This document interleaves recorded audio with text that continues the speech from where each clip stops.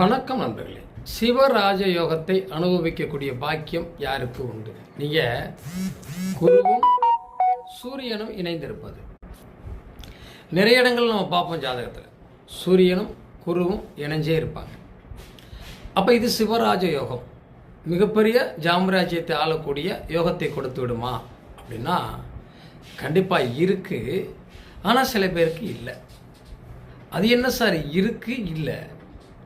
ரெண்டு கிரகம் சேர்ந்துருக்கு, அப்போ சிவராஜ யோகத்தை கொடுக்கணும்ல. ஆனால் இல்லையே அப்படின்னா கேள்வி வரும்.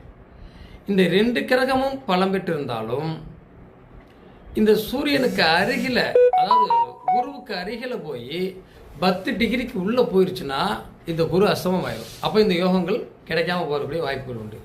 அப்படி இல்லாமல் இந்த கிரகங்கள் ரெண்டும் இணைஞ்சிருந்ததுன்னா சிவராஜ யோகம் மிகப்பெரிய யோகத்தை பெற்று அரசியல் அரசியலில் பெரிய ஆளாக இருப்பாங்க. ராஜயோகத்தை